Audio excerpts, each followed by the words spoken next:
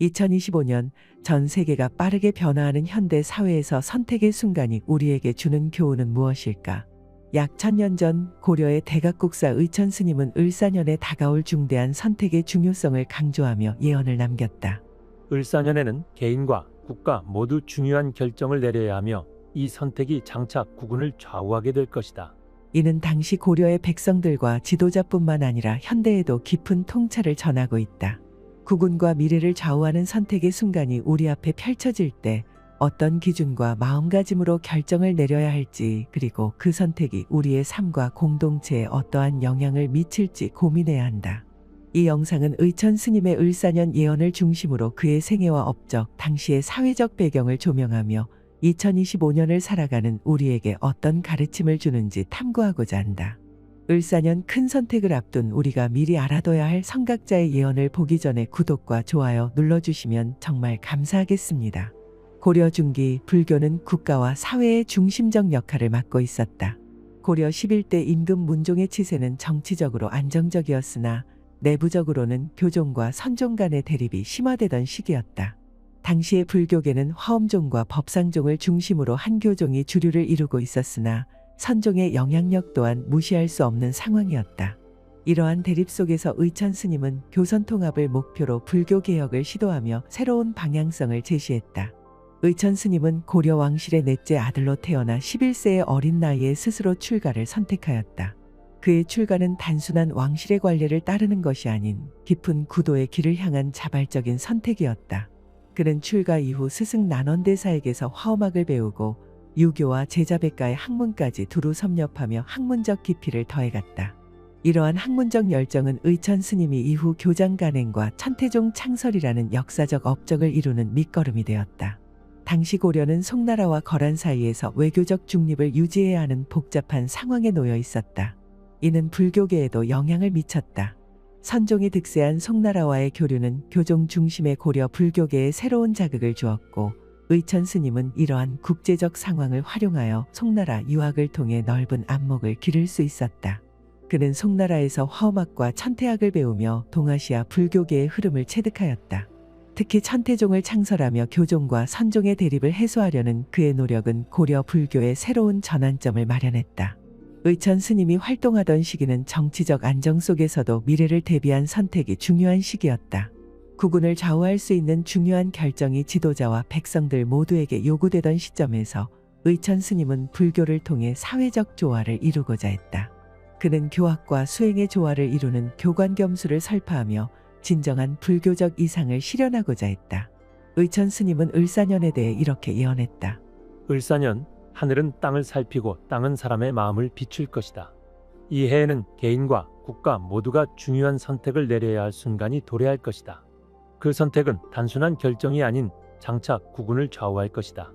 백성의 삶은 지도자의 결정에 의해 좌우되지만 지도자의 판단은 백성의 의지에 의해 강화된다. 그러니 모든 이가 몸가짐을 바르게 하고 모든 선택에 신중을 기하라. 작은 선택이 큰 결과를 불러오고 작은 과오가 큰 화를 부를 것이다. 의천 스님의 이 예언은 단순히 당시의 정치적 상황만을 반영한 것이 아니라 인간의 삶과 선택의 본질을 꿰뚫는 통찰력을 보여준다. 을사년이라는 특정 시점을 중심으로 한 이 예언은 국가와 사회가 공동으로 책임을 지고 올바른 선택을 통해 미래를 설계해야 함을 강조한 것이다. 특히 스님은 백성들에게도 책임감을 강조하며 이렇게 역설했다. 지도자만이 국운을 좌우하는 것이 아니다. 백성 개개인의 삶과 행동 또한 그 선택의 일부를 이루고 있다. 이는 단순히 국가적 차원의 결정뿐 아니라 개인의 삶 속에서도 신중한 선택이 중요하다는 불교적 가르침과 연결된다. 의천 스님이 남긴 을사년 예언은 고려 사회에서 국운과 미래에 대한 경각심을 일깨웠다. 선택의 순간은 항상 다가오며 그것은 우리가 준비한 만큼의 결과를 가져온다는 것을 시사한다. 이는 현재 다가온 새로운 을사년을 시작하면서도 반드시 알아두면 좋을 말씀드리기에 그가 왜 그런 예언을 나누게 됐는지 그의 생애와 함께 더욱 자세히 알아보고자 한다. 출가와 초기 성장. 의천 스님은 고려 제11대 임금 문종의 넷째 아들로 태어났다. 왕실의 일원으로 부와 권력을 누릴 수 있었던 그는 단순히 안락한 삶을 살기보다는 스스로 깨달음의 길을 선택하였다. 11세라는 어린 나이에 누가 복전의 이익을 짓겠느냐는 아버지 문종의 물음에 곧바로 출가의 뜻을 밝혔고, 이는 단순한 어린아이의 호기심이 아닌 깊은 신념에서 비롯된 결단이었다. 그의 선택은 당시 왕실에서 종종 한 명의 자녀를 불교에 귀의시키는 관습을 넘어 자신의 삶을 오롯이 구도자의 길에 바치는 헌신을 보여주는 순간이었다. 출가 후 의천 스님은 왕사 난원대사를 스승으로 모시며 불교 경전과 화엄사상을 익혔다. 특히 그는 불교 교학뿐만 아니라 유교와 제자백가의 학문에도 두루 통달하며 당대 최고의 학문적 깊이를 갖춘 승려로 성장하였다. 19세가 되던 해에는 이미 역대 선지식들의 가르침을 집대성하겠다는 원대한 목표를 세우고 교장을 수집하고 정리할 것을 발언하였다. 이는 학문적 열정을 넘어 고려 불교의 새로운 발전을 도모하려는 의천 스님의 신념이 반영된 것이다. 송나라 유학. 31세의 나이에 의천 스님은 송나라로의 구법 여정을 결심하였다. 당시 송나라와 거란 사이에서 정치적 긴장이 고조되고 있었기에 그의 유학 결정은 고려 왕실 내에서도 큰 논란이 되었다. 그러나 그는 불법을 널리 배우겠다는 일념으로 왕실의 만류를 뒤로하고 바다를 건너 송나라로 향했다. 송나라에서 그는 선지식들과 교류하며 국제적 불교 네트워크를 확립하였다. 특히 그는 화엄종과 천태종, 선종 등 다양한 불교 종파의 고승들을 찾아다니며 깊은 학문적 교류를 나누었다. 의천 스님은 화엄종의 대가 정원, 천태학의 대가 종간 등을 만나 화엄경, 법화경, 능엄경 등 주요 경전에 대해 토론하였으며 천태학과 화엄학의 핵심 사상을 체득하였다. 이 과정에서 의천 스님은 단순히 경전을 배우는 것에 그치지 않고 동아시아 불교의 흐름과 사상적 다양성을 직접 체험하며 그의 안목을 넓혔다. 또한 그는 산스크리트어 경전을 해석할 수 있는 인도 출신 승려 길상을 만나 불법에 대한 새로운 시각을 열었다. 이러한 경험들은 그가 이후 천태종을 창설하고 고려 불교계의 통합의 비전을 제시하는 데 중요한 기반이 되었다. 천태종 창설. 송나라 유학을 마치고 돌아온 의천 스님은 교종과 선종의 대립을 해소하고자 천태종을 창설하였다. 고려 불교계는 당시 교종과 선종의 갈등이 심화된 상황이었다.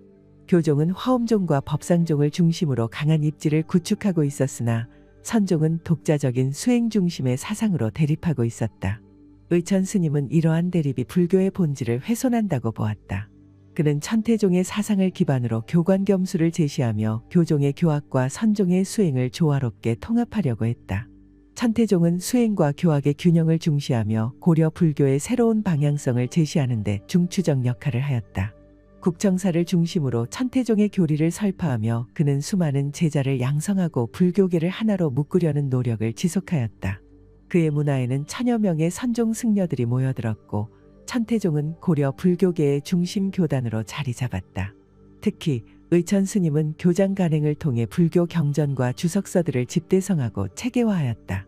신편제종교장 총록은 의천 스님이 남긴 대표적인 저술로 이를 통해 그는 불교 교학의 기초를 확립하고 다양한 종파의 사상을 아우르는 통합적 접근법을 제시하였다.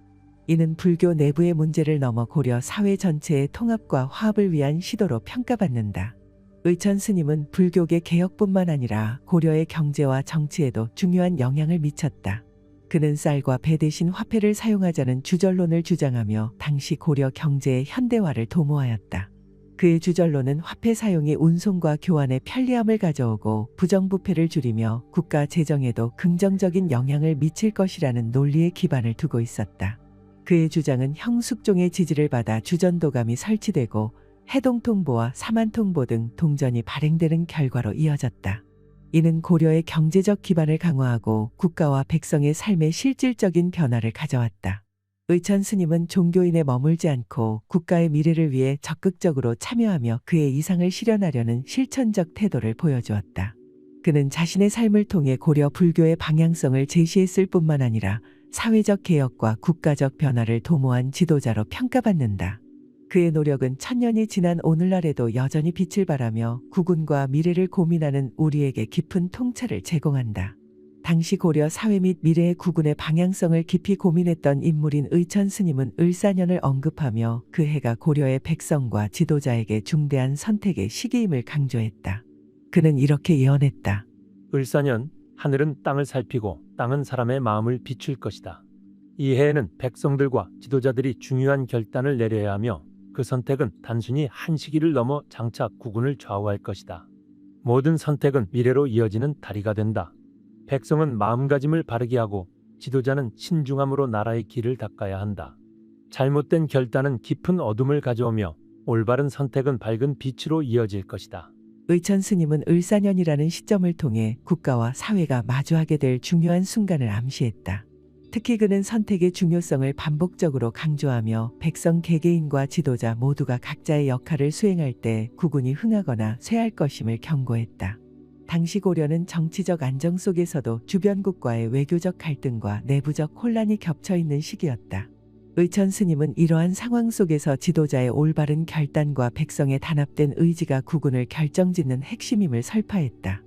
의천 스님은 을사년 예언에서 반복적으로 선택이라는 단어를 사용하며 그것이 단순한 개인적 선택을 넘어 사회와 국가의 방향성을 좌우하는 중요한 요소임을 강조했다. 그는 이렇게 말했다. 하늘의 뜻은 사람의 손에 달렸고 사람의 손은 그 마음에 달려 있다. 지도자가 어찌 백성의 의지를 살피지 않고 백성은 어찌 지도자의 뜻을 헤아리지 않을 수 있겠는가? 한 사람의 잘못된 선택이 수많은 사람들의 삶을 흔들 수 있다.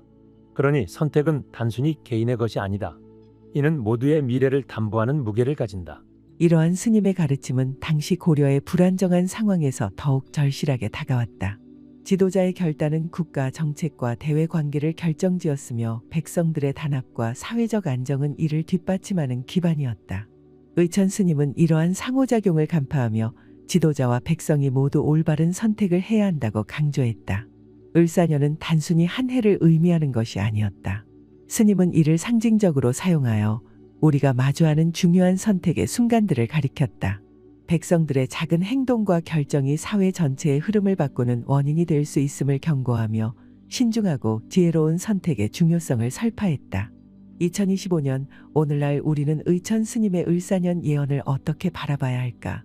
빠르게 변화하는 현대 사회에서는 국가와 사회뿐만 아니라 개인의 삶에서도 선택의 중요성이 더욱 부각된다. 현대의 우리가 마주하는 복잡한 도전들은 단순한 선택으로 해결되지 않는다. 그러나 의천 스님의 예언은 여전히 유효한 지혜를 제공한다.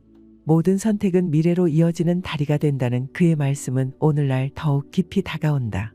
글로벌화된 현대 사회에서 개인의 행동과 결단은 국가와 세계 전체에 영향을 미칠 수 있다. 예를 들어 환경 보호를 위한 작은 실천이 기후 위기를 극복하는 데 중요한 역할을 하며 한 국가의 외교적 결단이 전 세계의 평화와 안정을 좌우할 수 있다. 특히 2025년을 맞이하며 의천 스님의 예언은 우리에게 다시금 국운의 중요성을 상기시킨다. 그는 백성은 마음가짐을 바르게 하고 지도자는 신중함으로 나라의 길을 닦아야 한다고 강조하며 개인과 국가의 책임감을 설파했다. 이는 단순히 과거의 교훈이 아니라 오늘날 우리의 선택이 미래 세대에게 어떤 세상을 남길 것인가에 대한 질문을 던진다. 또한 그의 예언은 리더십의 중요성을 환기시킨다. 지도자는 단순히 자신의 권위를 유지하는 데 그치지 않고 백성과 국가를 위해 올바른 결정을 내리는 존재여야 한다.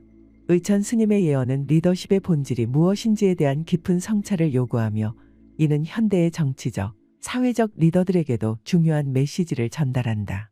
우리는 그의 예언을 단순히 역사적 기록으로 간주할 것이 아니라 개인과 국가 모두가 올바른 선택을 통해 미래를 설계할 수 있는 지혜의 원천으로 바라보아야 한다.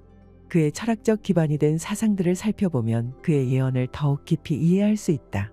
이제 그 사상들을 살펴보자. 의천 스님의 을사년 예언은 그의 불교적 세계관과 철학적 사유를 반영한 결과물이었다. 의천 스님은 불교 교학과 수행의 조화를 중시한 교관겸수를 핵심 철학으로 삼았다. 이는 교학을 통해 지혜를 깨우치고 관행을 통해 실천함으로써 진리를 완성해야 한다는 가르침이다. 이러한 철학은 단순히 개인의 깨달음을 넘어서 사회적 조화와 국가적 발전에도 영향을 미치는 선택의 중요성을 강조했다. 그는 교종과 선종의 대립 속에서 화쟁사상을 바탕으로 불교의 통합을 이루고자 했다. 화쟁사상은 모든 대립과 갈등을 초월하여 조화와 화합을 이루는 것을 목표로 한다. 의천 스님은 화엄종과 천태종의 사상을 아우르며 선종과 교종의 갈등을 해소하려는 시도를 통해 고려 불교의 새로운 비전을 제시했다.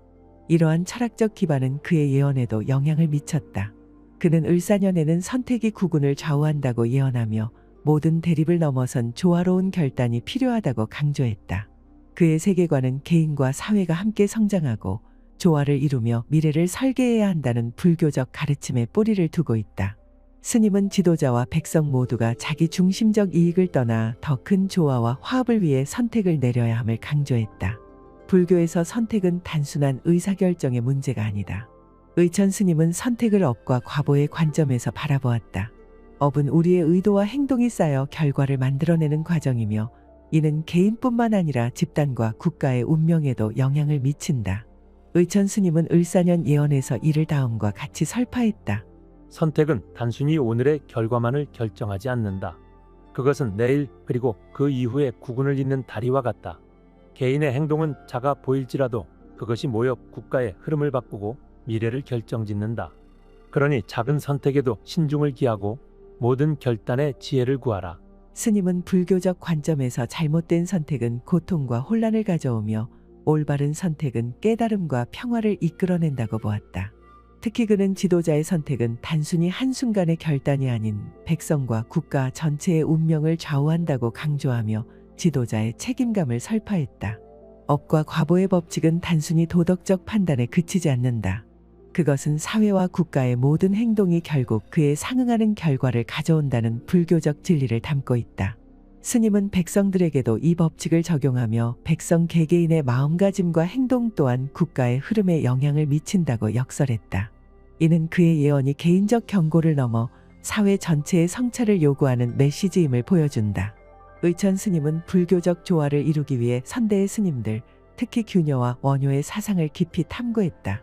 그는 규녀의 업적을 존중하면서도 불교의 틀을 지나치게 해동이라는 지역적 한계 안에 가둔 점을 비판했다. 의천 스님은 불교의 보편성과 학문적 엄격함을 강조하며 규녀의 접근법이 후학들에게 지나친 자기 안주를 불러왔다고 평가했다. 이러한 비판은 단순한 부정이 아닌 자신에 대한 다짐과 철저한 성찰에서 비롯된 것이었다. 반면 그는 원효 스님을 해동보살로 칭해주며 깊이 존경했다. 의천 스님은 원효의 방대한 교리적 지식과 모든 불법을 회통시키는 능력을 높이 평가했다. 특히 원효가 민중 속으로 들어가 중생을 교화한 점은 의천 스님이 자신의 삶의 모델로 삼은 중요한 부분이었다. 의천 스님은 이러한 선대 스님들의 가르침을 바탕으로 자신의 철학을 정립하고 예언의 메시지를 구체화했다. 그는 원효의 화쟁사상을 계승하며 모든 대립과 갈등을 넘어서는 선택의 중요성을 강조했다. 그의 예언에서 나타나는 선택의 신중함과 구군의 결정은 원효의 가르침에서 비롯된 깨달음이었으며 규녀의 한계를 넘어서기 위한 그의 학문적 열정에서 나왔다. 그의 철학은 단순히 불교 교리의 실천에 그치지 않고 개인과 국가의 운명을 연결짓는 심오한 메시지를 담고 있다. 을사년에 내려질 선택은 백성의 삶과 국가의 길을 결정할 것이다. 선택은 하나의 씨앗과 같다. 씨앗이 올바른 땅에 뿌려지면 풍요로운 결실을 맺지만 척박한 땅에 떨어지면 열매를 맺을 수 없다. 그러니 모든 선택에 신중하라. 이는 구군을 이어가는 길이 될 것이다. 업과 과보의 원리는 개인의 삶뿐만 아니라 사회와 국가의 미래를 형성하는 중요한 기반이다. 그의 철학적 사유는 을사년이라는 특정 시점을 넘어 우리 모두가 신중한 선택을 통해 더 나은 미래를 설계해야 한다는 가르침으로 남아있다. 의천 스님의 예언은 천년 전 고려 사회의 맥락에서 비롯되었지만 오늘날에도 놀라운 통찰과 교훈을 제공한다. 그는 하늘은 땅을 살피고 땅은 사람의 마음을 비출 것이다라고 예언하며 모든 선택이 개인과 국가의 운명을 결정짓는 중요한 순간임을 강조했다. 불교 경전 화엄경에서는 일체법은 마음에서 비롯된다고 가르친다. 이는 의천 스님의 예언 속에서 드러난 마음가짐의 중요성과 선택의 결과가 밀접하게 연관된다는 불교적 가르침과 일맥상통한다. 오늘날 한국 사회는 급격한 경제적, 기술적 발전과 더불어 새로운 도전에 직면해 있다. 의천 스님의 예언은 우리에게 모든 결정이 단순히 개인의 이익을 넘어서 사회와 국가의 장기적 발전을 고려해야 함을 일깨운다.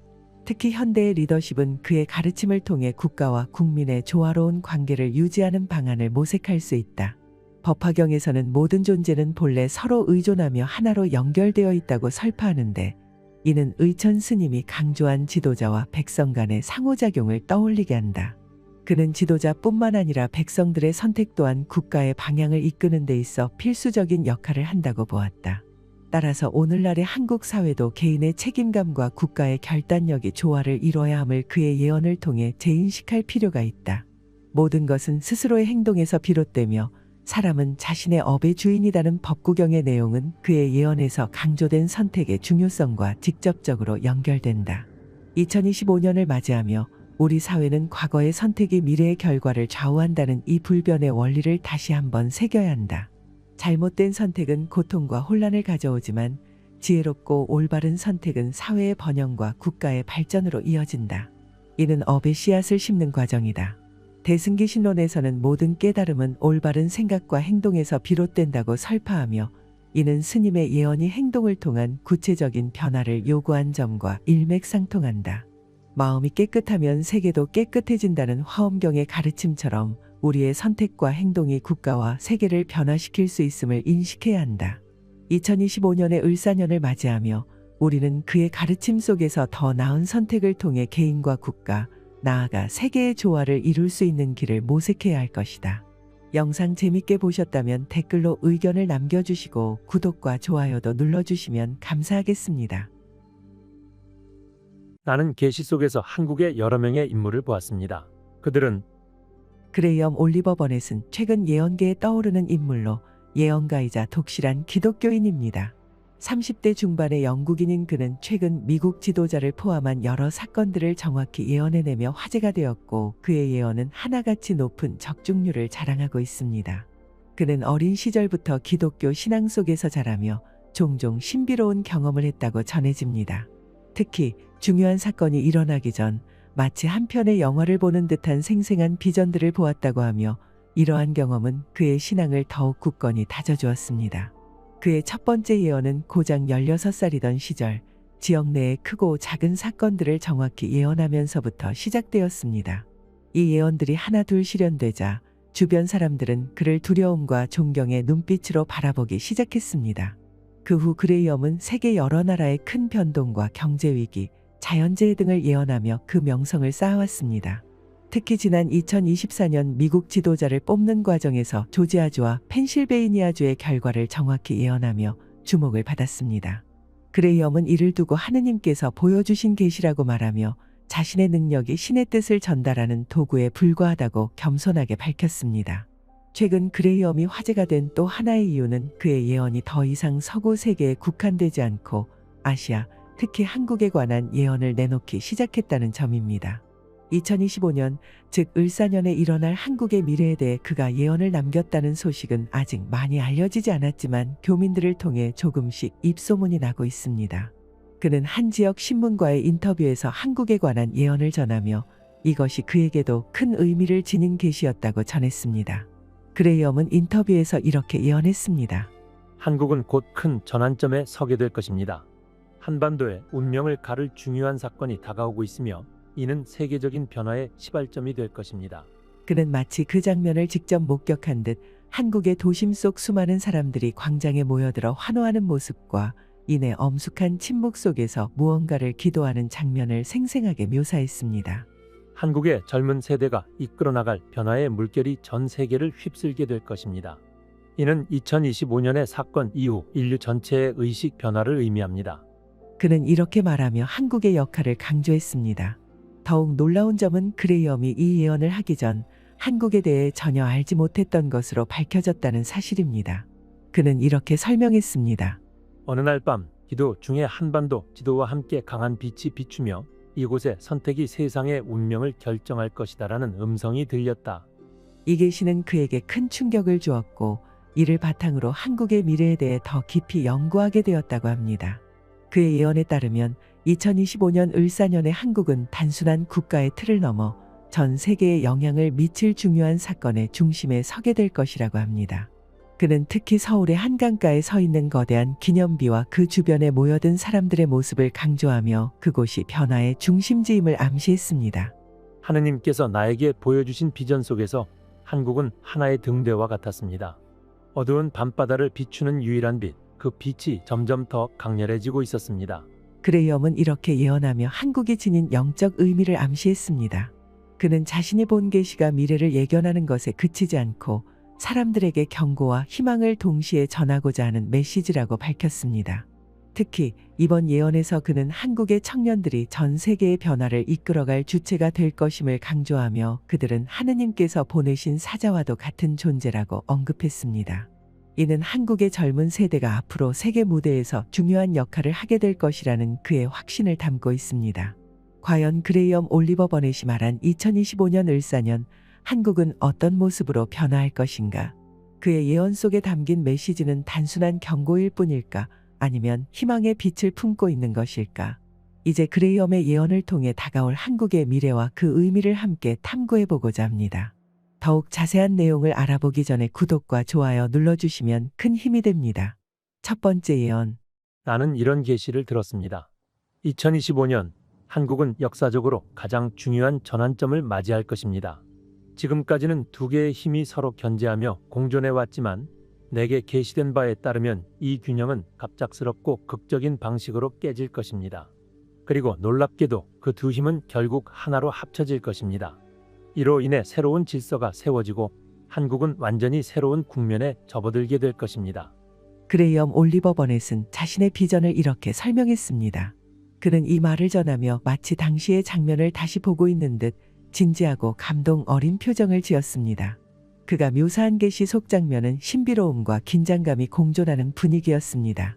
나는 한반도 전체를 덮고 있는 두 개의 거대한 파도를 보았습니다. 이 파도는 서로 부딪히기도 하고 평행을 이루기도 하며 공존하고 있었지요. 그러나 갑자기 하늘에서 강렬한 빛이 내려오더니 두 파도는 하나로 합쳐졌습니다. 그 빛은 모든 것을 삼킬 듯 강렬했으며 이후에는 바다가 고요해졌습니다. 그레이엄은 이 계시를 통해 한반도의 미래가 단순히 내부적 변화에 그치지 않을 것임을 암시했습니다. 그는 이 변화가 전 세계적으로도 커다란 파장을 일으킬 것이라고 덧붙였습니다. 한국은 단순히 하나의 국가를 넘어 세계적인 변화의 중심지가 될 것입니다. 이 사건이 일어난 이후 사람들은 한국을 바라보며 새로운 가능성을 보게 될 것입니다. 그렇다면 그의 예언에서 말하는 두 개의 힘은 과연 무엇일까요? 그리고 이들이 하나로 합쳐진다는 것은 어떤 의미를 가지는 것일까요? 이에 대한 해석은 분분하지만 몇 가지 가능한 시나리오를 통해 이 예언의 의미를 분석해 볼 수 있습니다. 먼저 두 개의 힘은 남과 북을 암시할 가능성이 있습니다. 한반도는 현재 남북한으로 분단된 상태에서 서로 다른 체제와 이념을 바탕으로 유지되고 있습니다. 그레이엄의 예언이 이 분단의 해소와 통일을 의미하는 것이라면 이는 한반도뿐만 아니라 전 세계적으로도 커다란 의미를 지니게 될 것입니다. 하나로 합쳐진다는 것은 단순히 물리적인 통합이 아니라 서로 다른 체제와 이념이 융합되어 새로운 형태의 국가를 이루는 것을 뜻할지도 모릅니다. 또한 두 개의 힘은 경제적, 문화적 혹은 사회적 갈등을 상징할 수도 있습니다. 예를 들어 한국 내에서 두 개의 당이 끊임없이 갈등하며 공존해 온 모습이 이 계시 속 파도로 비유된 것일 수 있습니다. 만약 이러한 갈등이 해결되고 하나의 방향으로 나아간다면 이는 한국 사회의 새로운 도약을 의미할 것입니다. 그레이엄은 또한 이 계시가 단순히 한국 내부에 그치는 것이 아니라 전 세계에까지 영향을 미칠 것이라고 강조했습니다. 한국은 등대와 같은 역할을 하게 될 것입니다. 어둠 속에서 빛을 발하며 다른 국가들이 그 빛을 따라가도록 이끌 것입니다. 그는 한국이 단순한 지역 강국이 아닌 전 세계적인 변화를 주도하는 국가가 될 것임을 시사했습니다. 그의 예언은 한편으로는 희망을, 다른 한편으로는 경고를 담고 있습니다. 두 개의 힘이 하나로 합쳐진다는 것은 새로운 기회의 창이 열릴 가능성을 보여줍니다. 그러나 이 과정에서 예상치 못한 갈등이나 충돌이 발생할 수도 있다는 점을 암시합니다. 그는 이 변화를 맞이할 준비가 되어 있어야 하며 이를 위해 한국 국민들이 단결해야 한다고 강조했습니다. 하느님께서 보여주신 것은 고요한 바다가 아니라 거대한 파도 뒤에 찾아오는 평화였습니다. 우리는 그 파도를 맞이할 준비를 해야 합니다. 그레이엄의 첫 번째 예언은 한국과 세계가 함께 고민하고 준비해야 할 중대한 메시지로 해석됩니다. 2025년은 역사의 새로운 장이 열리는 시점이 될 것입니다. 그 장을 어떻게 열어갈지는 우리 모두에게 달려 있습니다. 그는 이렇게 말하며 첫 번째 예언을 마무리했습니다. 그렇다면 우리는 이 예언을 어떻게 받아들여야 할까요? 그저 신비로운 이야기로 치부할 수도 있지만 이 예언은 한국 사회가 직면하고 있는 도전과 가능성을 상징적으로 나타내고 있습니다. 이제 이 첫 번째 예언의 메시지를 마음속 깊이 새기며 앞으로의 변화를 준비하는 자세가 필요할 때입니다. 두 번째 예언. 나는 또 다른 계시를 들었습니다. 이번 계시는 2025년에 일어날 중요한 사건 속에서 등장할 여러 인물들에 관한 것이었습니다. 이들은 새로운 인물이 아닙니다. 이미 우리에게 알려져 있지만 우리가 그 진정한 가치를 깨닫지 못했던 이들입니다. 그들은 마치 영웅처럼 빛나며 그들의 행동 하나하나가 세계사에 깊은 흔적을 남기게 될 것입니다. 그레이엄 올리버 버넷은 자신의 비전을 이렇게 풀어냈습니다. 그는 이번 계시가 이전과는 다른 방식으로 자신에게 전해졌다고 말했습니다. 보통 계시는 하나의 장면이나 이미지로 나타나지만 이번에는 연속적인 사건들로 이어진 영화를 보는 듯한 느낌이었습니다. 이 인물들은 모두 다른 배경과 목적을 가지고 있었지만 결국 하나의 거대한 흐름 속에서 움직이고 있었습니다. 그는 그 인물들이 과거부터 현재까지 존재했던 역사적 인물일 수도 있고 우리 주변에서 흔히 볼 수 있는 이들일 수도 있다고 암시했습니다. 그들은 우리 곁에 있지만 아직 자신의 진정한 역할을 깨닫지 못한 채 잠들어 있는 존재들입니다. 그레이엄은 특히 계시 속에서 이 인물들이 등장하는 모습을 묘사하며 그 장면의 신비로움과 장엄함을 강조했습니다. 나는 한 거대한 전쟁터를 보았습니다. 그러나 이 전쟁은 물리적인 충돌이 아니라 의지와 신념의 충돌이었습니다. 그곳에서 몇몇 인물들이 빛을 발하며 등장했는데 그들의 주변은 마치 어둠 속에서도 환하게 빛나는 별과 같았습니다. 그들은 서로 다른 방향에서 출발했지만 점점 하나로 모여 거대한 흐름을 이루었습니다. 그 순간 나는 그들이 단순한 개인이 아니라 역사의 물줄기를 바꾸는 위대한 인물들임을 깨달았습니다. 이 예언에서 말하는 인물들은 과연 누구일까요? 그레이엄은 이들이 특정 국가나 이념에 국한되지 않고 전 세계적으로 영향을 미칠 존재들이라고 주장했습니다. 그들은 자신들의 신념과 사명을 위해 움직이는 사람들이며 그들의 행동은 단순히 개인적인 이익을 넘어 인류 전체를 위한 것입니다. 그는 이들이 반드시 권력자일 필요는 없다고 덧붙였습니다. 오히려 평범한 이들 가운데에서도 이러한 인물이 나올 것입니다. 그들은 하느님께서 선택하신 도구들로 우리가 예상치 못한 방식으로 역사를 바꾸게 될 것입니다. 그렇다면 이러한 인물들이 등장하게 될 사건은 무엇일까요? 그레이엄은 이를 세계적 전환점이라고 표현하며 이 사건은 단순한 국가적 위기가 아니라 인류 전체가 공감하고 참여해야 하는 문제를 포함한다고 강조했습니다.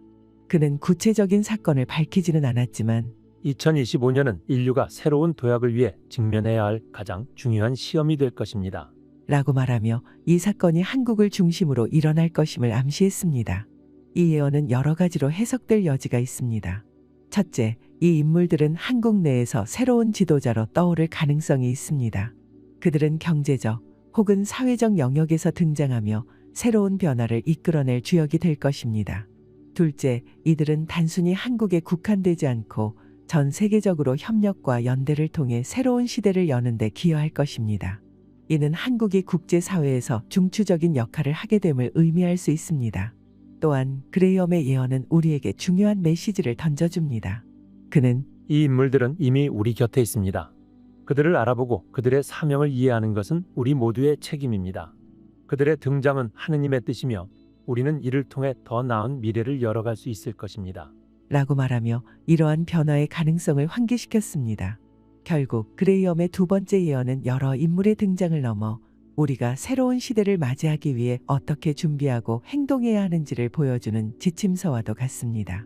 이 인물들은 우연히 나타나는 것이 아닙니다. 그들은 우리가 함께 만들어가는 미래를 위한 하느님의 계획의 일부입니다. 그는 이렇게 강조했습니다. 우리는 이 예언을 통해 다가올 변화와 도전을 받아들일 준비를 해야 합니다. 그리고 그 속에서 우리의 역할을 찾고 각자가 가진 가능성을 발휘해야 할 때입니다. 세 번째 예언. 2025년은 인류의 거대한 전환점이 될 것입니다. 저는 이런 계시를 들었습니다. 마치 거대한 운석이 지구를 강타해 공룡이 멸종했던 시점이나 빙하기가 찾아와 대부분의 생명체가 사라졌던 때처럼 2025년에는 모든 것이 뒤바뀌는 엄청난 변화가 일어날 것입니다. 하지만 이번에는 파괴가 아닌 희망으로 가득 찬 전환점이 될 것입니다. 그레이엄 올리버 버넷은 2025년에 대해 이렇게 말하며 자신의 계시를 전했습니다. 그는 그 전환점의 모습이 구체적으로 보이지는 않았지만 그 느낌은 이전의 어떤 계시보다도 강렬하고 확실했다고 전했습니다. 저는 거대한 시계의 초침이 멈추고 다시 움직이기 시작하는 모습을 보았습니다. 그 초침이 가리키는 방향은 이전과는 완전히 달랐습니다. 시간 자체가 새롭게 시작된다는 느낌이었지요. 그는 이 전환점을 묘사하며 인류의 역사에서 가장 중요한 순간 중 하나가 될 것임을 확신했습니다. 2025년은 단순히 한 해가 아닙니다. 그것은 새로운 시대의 서막이자 오래된 질서의 끝을 알리는 상징적인 해가 될 것입니다. 과거에는 전환점이 종종 파멸이나 큰 희생을 동반했지만 이번에는 새로운 희망이 그 자리를 대신할 것입니다. 그레이엄은 이 계시를 통해 느꼈던 장면들을 생생히 전했습니다. 그는 어둠 속에서 한 줄기 빛이 점차 밝아지는 모습을 보았고 그 빛이 전 세계를 휩싸며 모든 것을 변화시키는 장면을 목격했다고 말했습니다. 그 빛은 단순히 물리적인 빛이 아니었습니다. 그것은 인류의 의식, 영혼, 그리고 우리의 방향을 근본적으로 바꾸는 새로운 형태의 에너지와도 같았습니다. 그렇다면 이 전환점이 구체적으로 무엇을 의미하는 것일까요? 그레이엄은 명확한 대답을 제시하지 않았습니다. 신이 주는 계시는 종종 퍼즐과 같습니다. 하느님께서 저에게 주신 비전은 큰 그림의 일부일 뿐입니다. 그것을 완성하는 것은 우리 인간의 몫입니다. 그는 이렇게 덧붙였습니다. 모든 이들은 각자 고유한 신념과 가치를 가지고 살아갑니다. 이번 이야기를 특정 신앙에 국한하기보다는 인간 모두가 공감할 수 있는 보편적인 메시지로 이해해 주셨으면 합니다. 단순한 신앙이 아닌 삶의 변화와 희망의 상징으로 받아들일 수 있기를 바랍니다.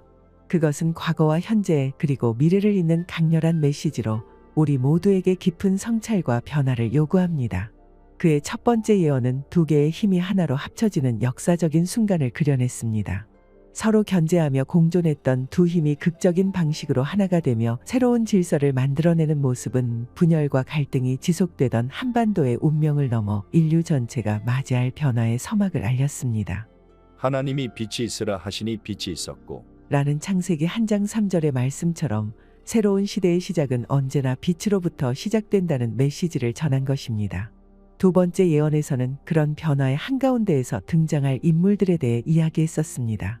그들은 완전히 새로운 존재가 아니라 이미 우리 곁에 있었지만 우리가 그들의 진정한 가치를 알아보지 못했던 인물들이라고 했습니다.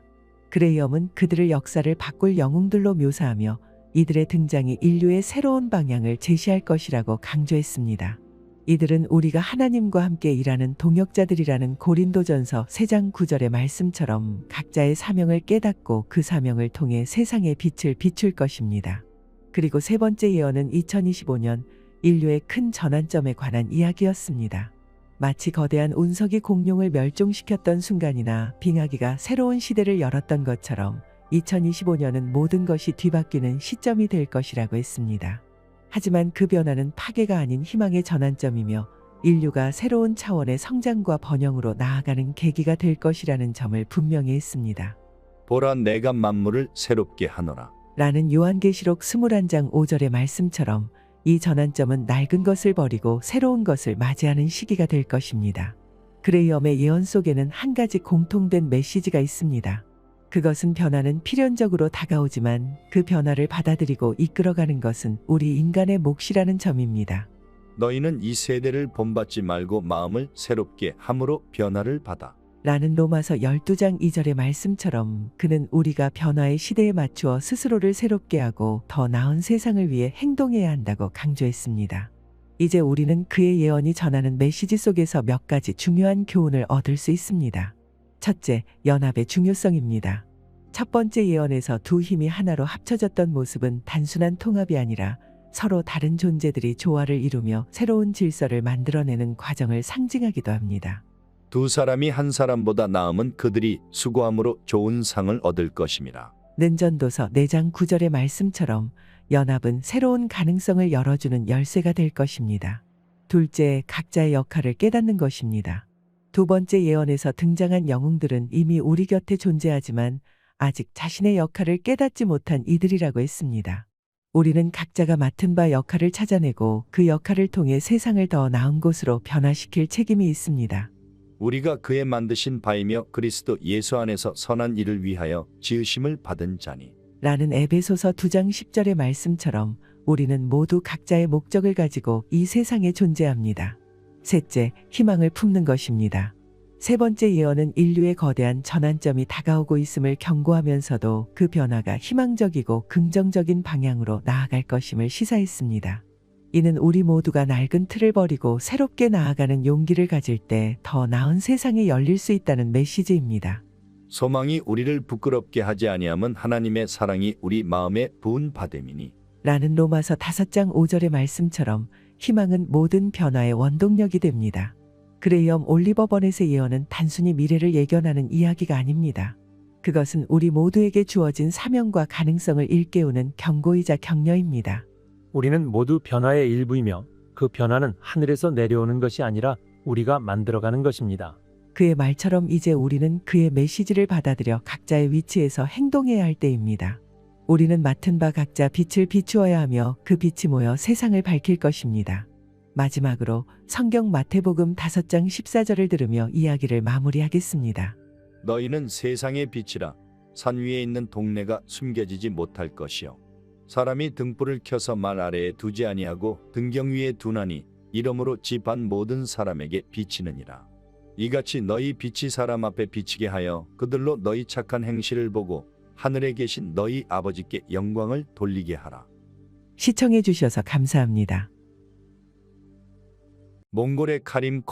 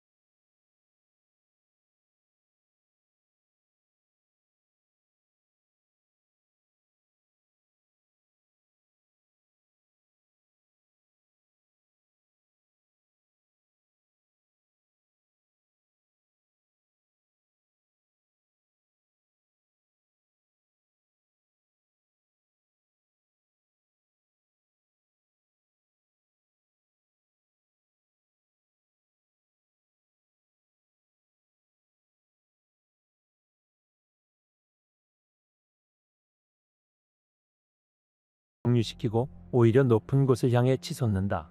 이 말은 정치 경제적 약소국이 강국이 되거나 사회적 약자라 불렸던 이들이 새로운 리더층으로 부상함을 뜻한다고 해석됩니다.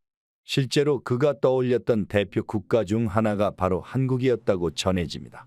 동양의 작은 반도 국가로 알려졌지만 2025년 이후 가장 역동적인 변화를 보여줄 것이라는 견해였죠. 남미 안데스 산맥의 신비주의자 라파엘 테라 로사. 라파엘 테라 로사는 남아메리카 안데스 산맥의 토착 신앙 전통과 16세기 이후 유입된 유럽의 신비주의 기법을 융합해 독특한 운세 해석법을 발전시킨 인물로 알려져 있습니다.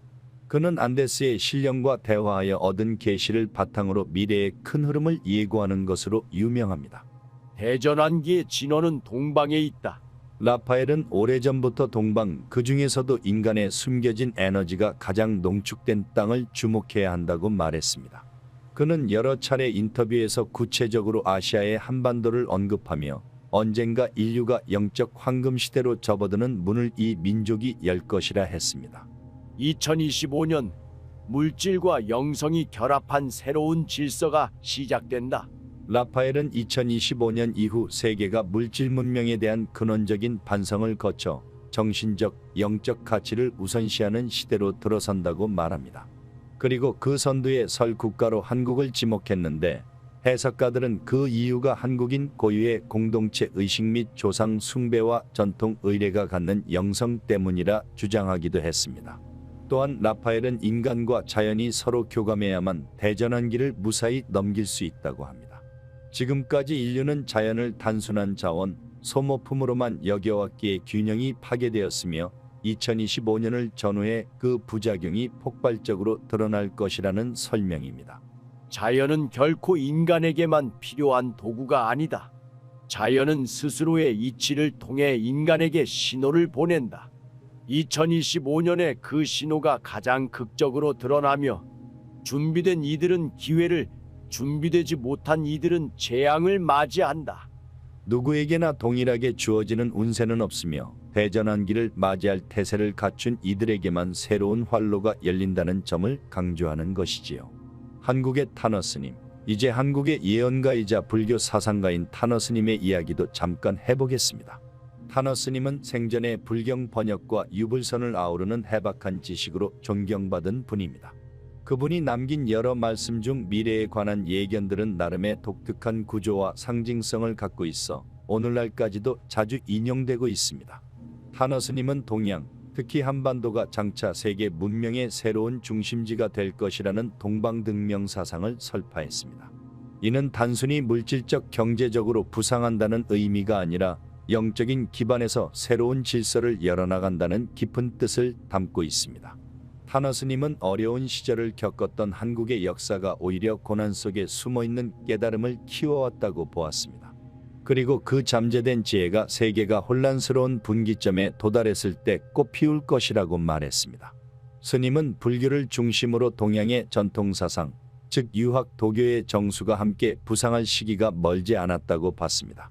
21세기 초반에 그 흐름이 본격화되며 한반도가 동양 사상의 핵심으로 자리매김할 것이라는 요지였습니다. 타너스님은 미래에 대한 희망적인 메시지만 전한 것은 아닙니다. 대전환기에는 극심한 혼란이 동반되며 준비되지 못한 자들은 스스로 방향을 잃을 수 있다는 점을 거듭 강조했습니다. 기존 국제 질서가 무너지고 새로운 동맹과 갈등 구조가 재편된다. 정신적 가치가 부상함에 따라 구세대의 낡은 관념과 신세대의 혁신적인 관점이 충돌한다.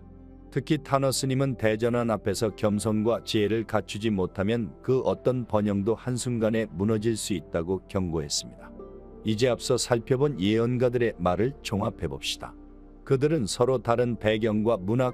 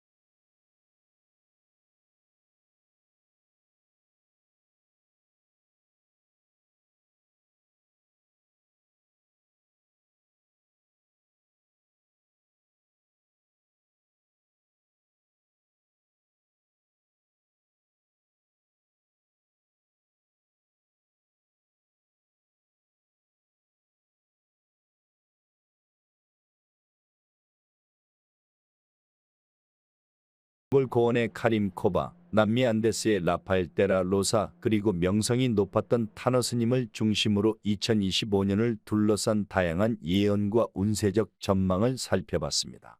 이들은 저마다의 방식으로 지구의 미래와 인류의 길을 직관해왔고, 공교롭게도 천지가 뒤집히는 대전환이라는 공통 메시지를 전하고 있습니다. 특히 이들은 한국을 주목했으며, 그 이유는 높은 영성, 공동체 정신, 역사적 고난을 통해 축적된 내공 등으로 요약할 수 있습니다. 이것이 바로 한국의 국운이 본격적으로 열리는 단초가 될 수 있다는 주장입니다. 하지만 이는 결코 자동으로 주어지는 보장이 아닙니다. 예언가들의 말이 다소 극적인 표현을 담고 있다 해도 한 가지 분명한 사실이 있습니다. 바로 이 시대가 급변하고 있고, 그 속에서 가치와 질서가 재정립될 가능성이 매우 높다는 것입니다. 우리가 어떤 마음가짐과 행동으로 준비하느냐에 따라 낮은 자가 높아지고 높은 자가 낮아지는 흐름에서 기회를 잡을 수도 혹은 무너져 버릴 수도 있습니다. 다행히도 우리에게는 선택권이 있습니다. 예언이 말하는 미래가 반드시 비극적 재앙만을 의미하는 것은 아니며, 오히려 인류 문명의 새로운 희망이 될 수도 있습니다. 운세라는 것이 그렇듯 같은 별자리를 가지고 태어나도 누구는 기회를 잡아 성공하고 누구는 제자리에 머무르곤 합니다. 결국 그 차이를 만드는 것은 얼마나 준비되어 있느냐와 어떤 태도로 변화에 임하느냐이겠지요. 대전환의 문턱에서 우리가 할 수 있는 것, 무분별한 자원 낭비와 환경 파괴는 더 이상 용납되지 않을 것입니다. 개인적 차원에서도 작은 실천이 중요합니다. 정신적 토대를 다져나가는 과정이 중요해질수록 명상 수행 전통 의례에 대한 관심이 높아질 것입니다. 주변과의 협력, 상생을 통해 새로운 가치를 만들어내는 태도가 사회 전반에 확산될 필요가 있습니다.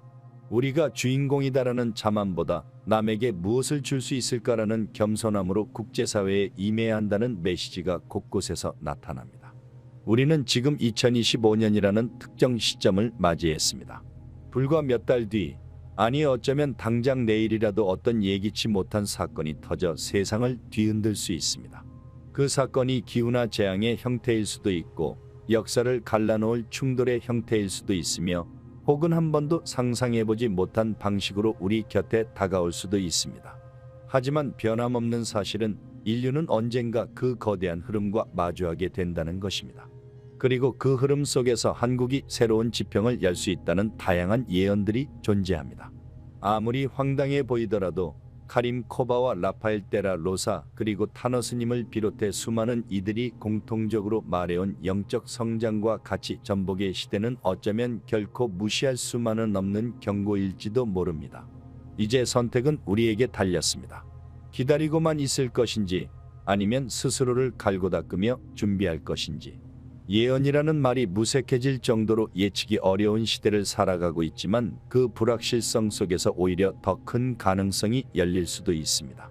2025년이 아무 일 없이 지나간다 해도 예언가들이 전한 메시지가 던져주는 통찰과 질문은 우리를 한 단계 더 깊은 성찰로 이끌 것입니다. 마지막으로 이 글을 읽는 모두가 대전환기 속에서 스스로를 지키고 더 나아가 더 나은 세상을 만드는 주체가 되길 바랍니다. 시대를 이끄는 진정한 힘은 결국 깨어있는 마음과 함께 가려는 의지에서 비롯되는 법이니까요. 2025년 대전환의 물결이 다가온다.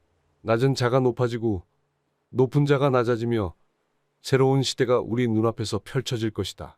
이제 우리의 준비가 그 대전환의 행방을 가를 것입니다.